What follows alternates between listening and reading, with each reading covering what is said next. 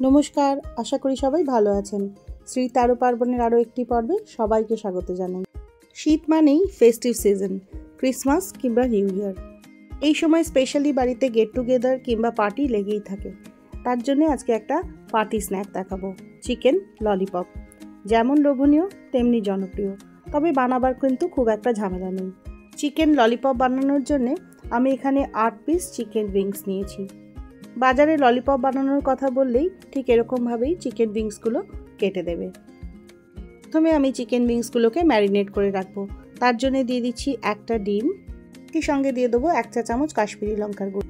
এর বদলে কাশ্মীরি লঙ্কার পেস্টও কিন্তু ব্যবহার করা যেতে পারে। সঙ্গে দিয়ে দেবো 1/2 চা চামচ গোলমরিচ গুঁড়ো, লাগবে 1 চা চামচ আদা রসুন বাটা, আর লাগবে সমপরিমাণ কর্নফ্লাওয়ার আর ময়দা। এখানে আমি 1/4 কাপ কর্নফ্লাওয়ার দিলাম, তার সাথে দিয়ে দেবো 1/4 কাপ ময়দাও। একই সাথে দিয়ে দেবো স্বাদ মতো নুন।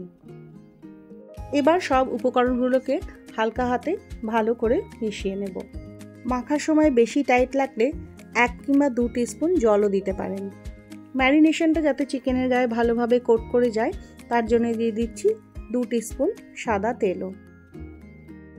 আবারও একবার ভালো করে মিশিয়ে নেব। তারপরে একটা ফয়েল পেপার ঢাকা দিয়ে 1 ঘন্টা ম্যারিনেট করে রেখে দেব।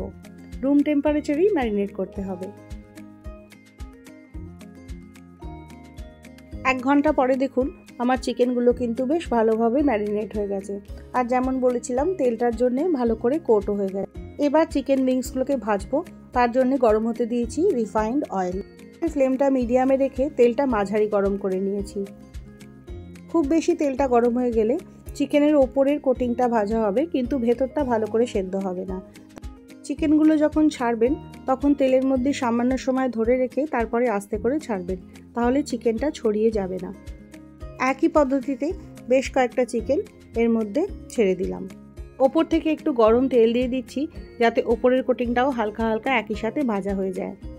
একটা দিক খানিকটা হয়ে গেলে তারপরে চিকেনগুলোকে উল্টে পাল্টে দেব। গ্যাসের আঁচটা মাঝারিতে রেখেই চিকেনগুলোকে 3 থেকে 4 বার উল্টে পাল্টে দিতে হবে, যতক্ষণ না বেশ লাল করে চিকেনগুলো ভাজা হয়ে যায়।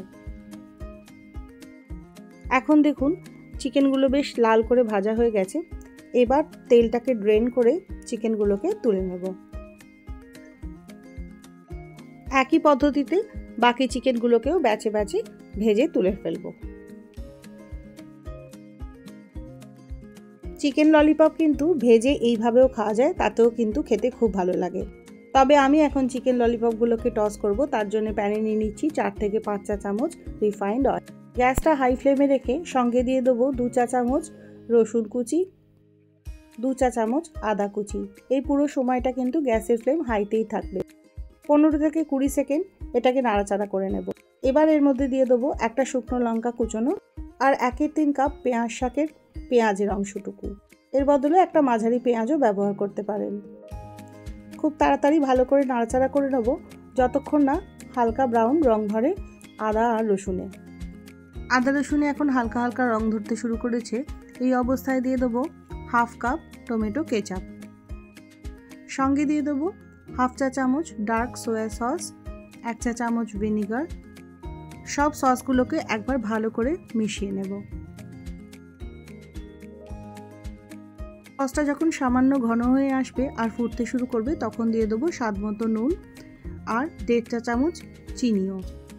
আবারও 15-20 সেকেন্ড মতো সসটাকে ভালোভাবে টস করে নেব।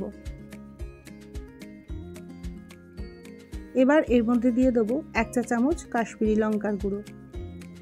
কাশ্মীরি লঙ্কার গুঁড়ো দিলে তেমন ঝাল হয় না, কিন্তু রঙটা খুব সুন্দর আসে।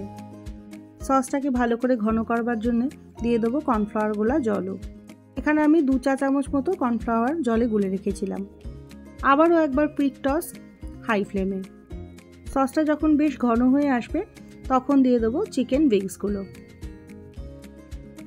গ্যাসের ফ্লেমটা হাইতে রেখেই সসের সাথে চিকেনগুলোকে ভালো করে টস করে নিতে হবে, যতক্ষণ না সসটা চিকেনের গায়ে গায়ে লেগে যায়।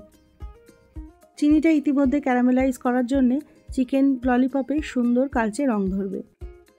সব শেষে দিয়ে দেবো কিছুটা স্প্রিং অনিয়ন কুচোনো। আরও একবার কুইক টস করে নেব, তাহলেই রেডি চিকেন ললিপপ। যে কোনো গেট টুগেদার কিংবা পার্টি চিকেন ললিপপ দিয়ে কিন্তু একদম জমে যাবে। আর বানানোও কিন্তু তেমন ঝামেলার কাজ না।